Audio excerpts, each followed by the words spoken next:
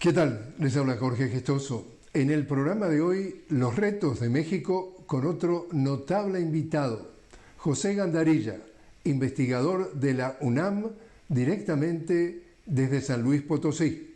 José Gandarilla, una cálida bienvenida al programa. Un gusto estar con ustedes y muchas gracias por la invitación.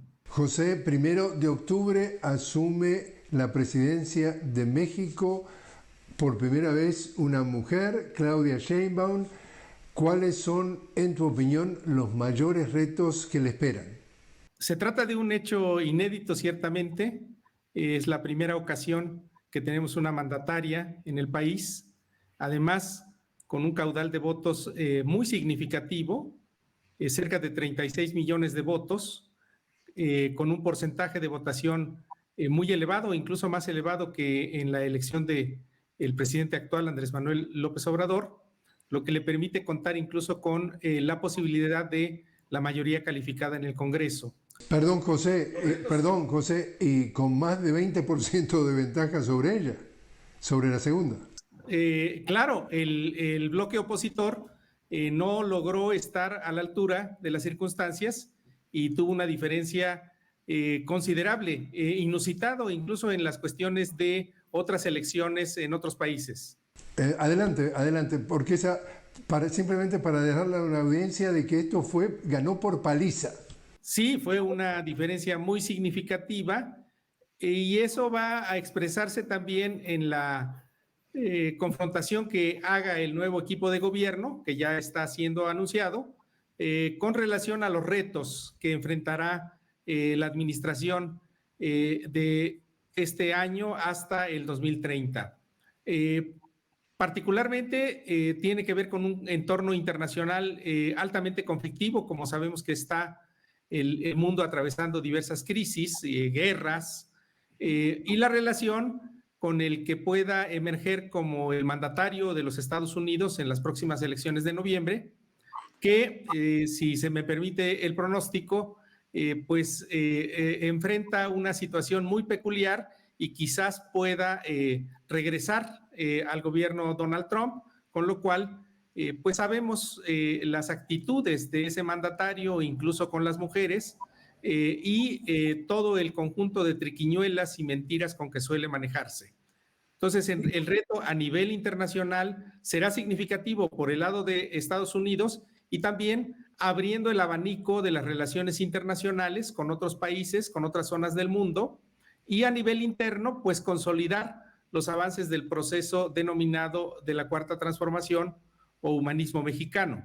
¿Tú has quedado sorprendido? ¿Lo ves como los anuncios que ha hecho entonces Claudia Sheinbaum de su gabinete? Por ejemplo, en el caso de Marcelo Ebrard, que fue su rival dentro del partido a efectos de ser el candidato o la candidata a la presidencia, ¿te sorprendió, por ejemplo, su nombramiento?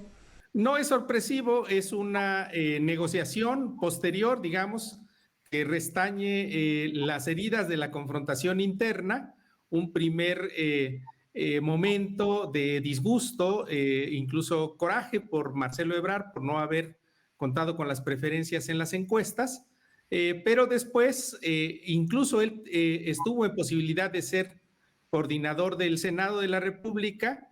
El cargo fue para otra de las personas que participaron en la contienda interna, Adán Augusto López Hernández, y el cargo del Ministerio de Economía no está ahora tan claro, pero se dice que sumará también el encargo de lo que correspondería a la Secretaría de Turismo. Entonces, si es así, pues será una especie de supersecretaría de Economía. Si no fuera el caso, pues es un cargo significativo en términos también de que viene una futura negociación en 2025 del TEMEC con los Estados Unidos y Canadá, y sabemos que Marcelo Ebrard tiene muy buenas conexiones con ciertos grupos de la competencia internacional, grupos económicos y políticos en Estados Unidos. Su labor diplomática también en ese sentido le resulta favorable para el cargo. Ahora, desde el punto de vista interno, el tema de lo que tiene que ver con la inseguridad, ¿cómo ves tú que puede llegar a afrontar ese reto de alguna manera novedosa? Bueno, ya hay un primer elemento a considerar que fue el trato mismo que le ha dado las Fuerzas Armadas en un par de ceremonias en las que ha participado, en donde ya le han conferido, digamos, la designación de comandanta suprema de las Fuerzas Armadas. Además, estamos a 5 años de la creación de la Guardia Nacional, que fue un agrupamiento que López Obrador creó con lo que eran fuerzas policiales de los anteriores regímenes y nuevos elementos incorporados con una nueva visión de la posición de las Fuerzas Armadas. Desde luego hay situaciones en el país conflictivas, lamentables, de grupos del poder, digamos, ligados al narcotráfico, a actividades ilícitas, pero se está atacando a las causas, esto es, brindando posibilidades de que nuestros jóvenes pues encuentren una mayor realización en la culminación de sus estudios, en la intención de que encuentren algún asidero laboral que resulte más atractivo, obviamente, que inmiscuirse en cuestiones delictivas.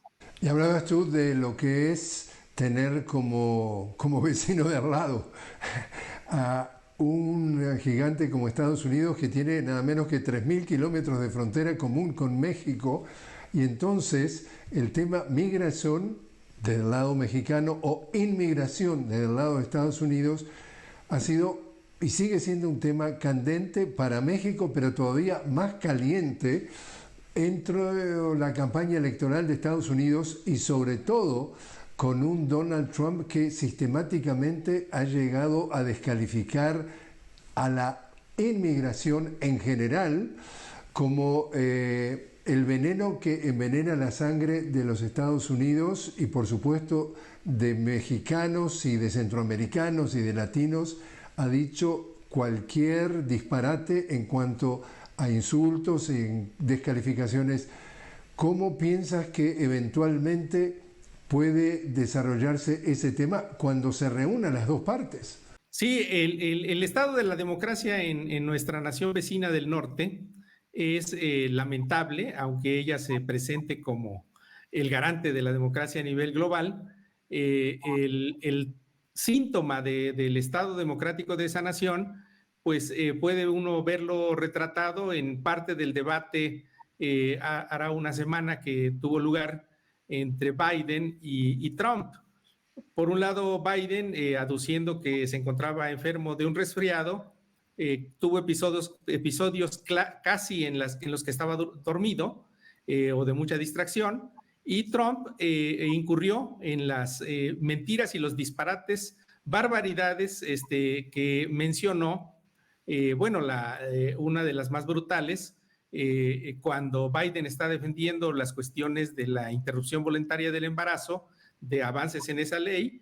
El otro responde que las mujeres en Estados Unidos están siendo violadas por los migrantes. Es decir, afirmaciones sin ningún sustento que calientan el escenario electoral en un tema que es muy significativo a nivel global. Ya ni siquiera es solamente de México, de Centroamérica o de Sudamérica. Las corrientes migratorias que atraviesan México vienen nutridas de muchísimas regiones del mundo.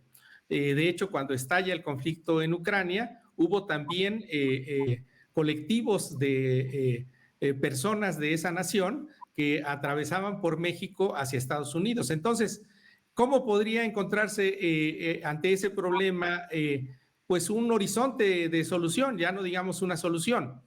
Desde luego que se trata de un problema de índole global, es decir, de flujos migratorios muy significativos por su cantidad, pero también arraigados en problemáticas que tienen que ver con muchos factores, desde las cuestiones de los que son desplazados climáticos hasta estados que han sido destrozados de sus bases sociales, que también expulsan población, y otros elementos que tienen que ver también con la migración y su relación con actividades ilícitas.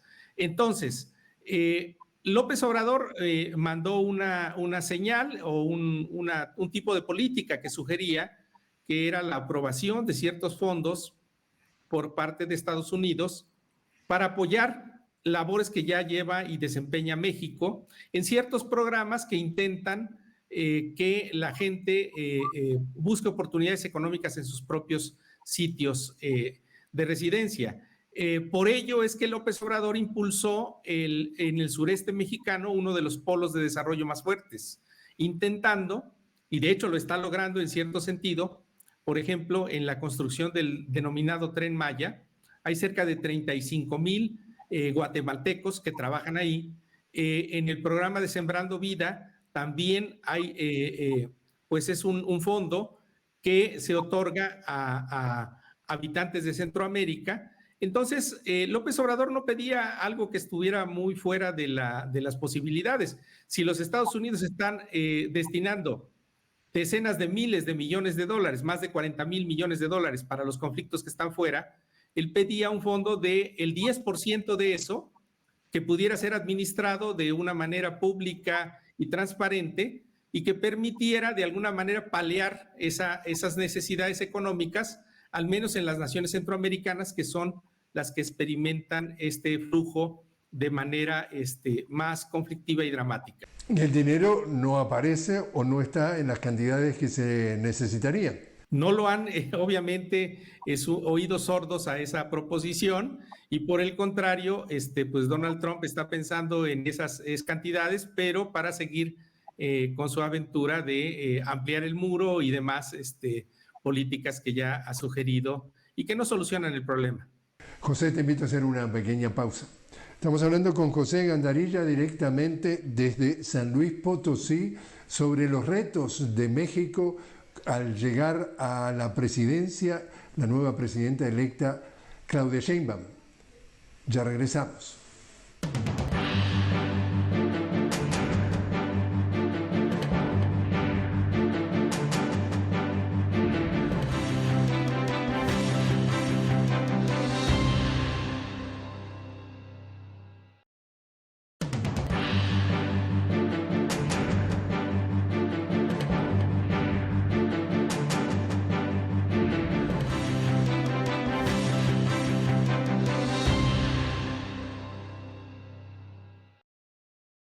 Continuamos hablando con José Gandarilla directamente desde San Luis Potosí, en México, sobre los desafíos de México al llegar al poder el 1 de octubre la presidenta electa Claudia Sheinbaum.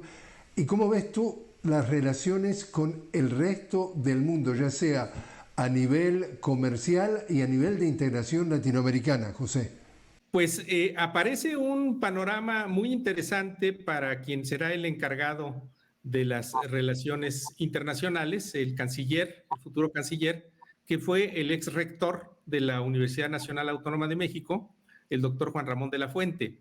Tiene ya una experiencia diplomática adquirida muy importante porque fue el representante ante la ONU para determinadas cuestiones, incluso elevó a una serie de propuestas algunas de las menciones que López Obrador señaló en ciertos momentos conflictivos.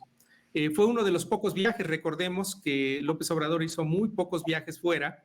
Él sostenía que la mejor política exterior era la política interior, hizo pocos viajes, pero uno de ellos lo hizo al Foro de las Naciones Unidas, acompañado por Juan Ramón de la Fuente, quien será el futuro canciller, y ha planteado él un panorama muy interesante que es aprovechar el buen momento que atraviesa la economía mexicana y la gran legitimidad que ha sido otorgada en las urnas a la futura administración para sostener una relación que intente pues no ser avasallante desde Estados Unidos hacia México, sino que respete una posición de una voz que sea representativa también de la comunidad, en este caso sudamericana, y que le permita desde esa posición, desde ese lugar enunciativo, pues abrir el arco de relaciones con otras zonas del mundo.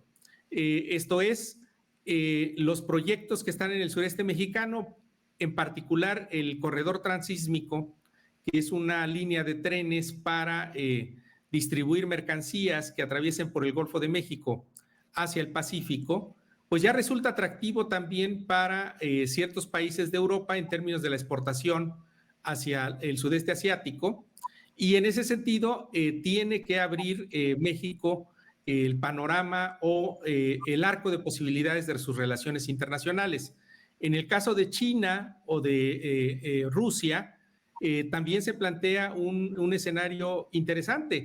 López Obrador ha señalado que ha tenido buenas comunicaciones con el liderazgo, sobre todo en China, en ciertos foros, fue también al foro de la APEC, y en ese sentido se abre un panorama interesante en términos de propiciar cierta llegada de inversión en mejores condiciones. Lo que este tipo de gobiernos plantean no es nulificar la llegada de inversiones, sino que éstas se den en mejores condiciones, digamos, de las cuestiones de renta o de las cuestiones que tienen que ver con la parte o la proporción, siempre muy pequeña, de lo que ganan los grupos de capital y que puede pasar a control del Estado.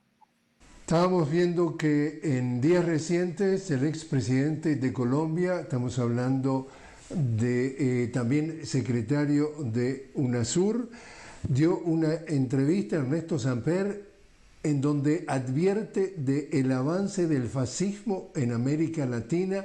Él dice que en definitiva el progresismo debe tener una posición política clara para, dice él, combatir las mentiras de crear el miedo, y él llama a eso grupos de alguna forma retardatarios del proceso de integración. En el caso de Andrés Manuel López Obrador, él ha propuesto crear una nueva OEA porque sigue siendo para muchos el Ministerio de las Colonias de Estados Unidos, en donde se parezca pueda tener algo que ver con la Unión Europea. Él es un ferviente persona que de alguna forma apuesta a la integración latinoamericana. Estamos viendo que, por ejemplo, hay una reunión el 8 de julio del Mercosur y ya este ultraderechista Milei dijo que no va, y ya hemos visto cuál ha sido también la posición del otro neoliberal de Ecuador, Noboa. ¿Cuál es lo que tú entiendes que podría ser el reto de Claudia Sheinbaum respecto al tema de la integración latinoamericana? Bueno, ahí se enfrenta a una situación específica en la que tendrá que dar un nuevo impulso a esa relación. No porque López Obrador no lo haya hecho, de hecho tuvo episodios muy significativos. Por ejemplo, cuando renunció a participar de la reunión de la OEA, si había países excluidos, o incluso cuando ha señalado que en política internacional pues debe darse un nuevo trato, un mejor trato a aquellos países que han sido propiamente, digamos, excluidos de las relaciones interamericanas. Ahí hay una cierta situación algo contradictoria, podríamos decir, en el caso de la posición de López Obrador, porque en efecto demanda una posibilidad de la integración, pero siempre él intentó plantear una relación privilegiada, pero de nuevo tipo o de otro tipo con los Estados Unidos. Es decir, aprovechando las circunstancias de un cierto declive hegemónico global de los Estados Unidos, y que en ese sentido aceptara negociar en mejores condiciones con sus vecinos, en este caso México o Canadá. Pero yo creo que la actual mandataria tendrá que plantearse, justamente previniendo el avance de la derecha y de la nueva derecha, que no solo es sobre América Latina. Recordemos que está tanto en lugares periféricos, semiperiféricos, en cierta parte de Europa y en los propios países centrales. Bueno, en Francia está latente la posibilidad de que alcancen una mayoría legislativa al menos, quizás la alianza impida que ganen el gobierno, pero para el caso de América Latina, pues tendrá que llevarse a cabo una política comunicacional muy efectiva de los logros de este tipo de gobiernos, denominados progresistas y una política significativa y permanente con buenos fundamentos económicos de apoyo a las clases desfavorecidas. Es un hecho que la desigualdad económica en nuestros países es muy amplia y en ese sentido la escala de polarización social, pues aunque se apliquen estas políticas universales de apoyos a grupos específicos, madres solteras, las personas mayores o los jóvenes estudiando, pues se requiere que estos apoyos sean permanentes y sustantivos justamente para que se vean el perfil de gobierno que se está planteando y que también la eficacia en el manejo económico es un valor de este tipo de gobiernos. En el caso de la religión, el tema del avance de las iglesias evangélicas ha tenido algún impacto en la vida de México y en la vida política de México. Hay estudios que acreditarían en efecto que hay una mayor incidencia de este tipo de grupos religiosos. Fue una campaña o una política que impactó a toda América Latina, desde América Central hacia abajo también, y que en ese sentido, pues en el caso de México se ha planteado una circunstancia muy específica. Siempre México ha manejado la bandera del laicismo desde el siglo XIX como una de las políticas más avanzadas del Estado mexicano. Y en ese sentido, la libertad de culto religiosa se plantea como un valor a defender.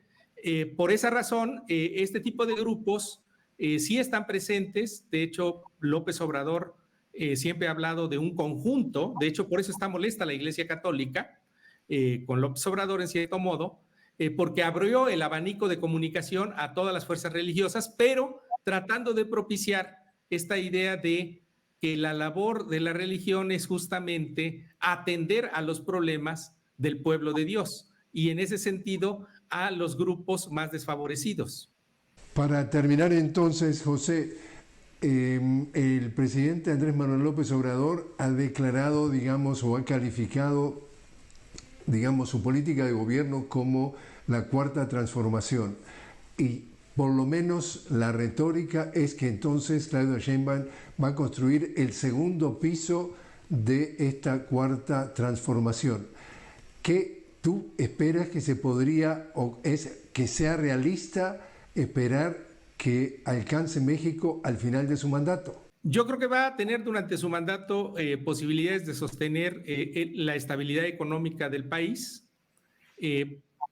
Propone ampliar cuestiones en las que ella sabe, como son la matrícula estudiantil, la incidencia de la educación universitaria, en ese sentido también los apoyos a la investigación científica, son elementos que podrán fincar las bases para un sexenio que continúe la profundización de ciertas políticas. Por eso la metáfora del segundo piso, que es muy acreditada en el sentido de que Claudia Sheinbaum fue la colaboradora, una de las colaboradoras principales para esa gran obra del primer mandato como alcalde de la Ciudad de México de López Obrador.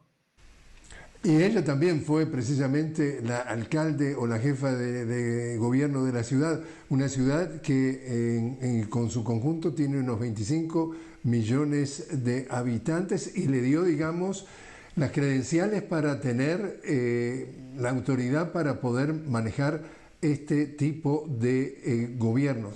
Ahora, entonces, el tema es, ¿le intentarán dar un golpe blando como lo están haciendo en toda América Latina, como tú has visto que acaba de pasar en Bolivia, como se queja Gustavo Petro en Colombia, como sabemos que Lula también lo está sintiendo en carne propia por segunda vez? ¿Cuán fuerte va a ser la ofensiva de la derecha, la extrema derecha, del vecino del norte, para este gobierno progresista que se descarrile y vuelvan entonces los intereses de las grandes corporaciones a liderar la vida de México? No está exenta de esa posibilidad. La realidad política de nuestros países mostraría que siempre hay fuerzas que agitan esa intención, digamos, de incursión o de intervención, incluso de fuerzas extranjeras, no directamente, pero sí a través de los poderes mediados de índole el poder mediático como el poder judicial. Pero actualmente se está discutiendo la posibilidad de una reforma al poder judicial que justamente de manera indirecta está detectando esa intromisión del poder legal constituido que a través de la remisión al positivismo de la ley intenta garantizar el mandato, digámoslo así, interiorizado en el legajo constitucional, en todas las leyes de los principios del neoliberalismo. Entonces, ahorita está ese pulseo de fuerzas y veremos qué posibilidades tiene de empujar la nueva reforma al Poder Judicial y qué tantas posibilidades tiene ese Poder Judicial con cierta renovación, pues de maniatar esos demonios de los golpes blandos, esos demonios políticos que también se agitan en esta nación, sin duda alguna. José Gandarilla, muchísimas gracias por estar con nosotros. Muchas gracias por la invitación y por compartir con su audiencia.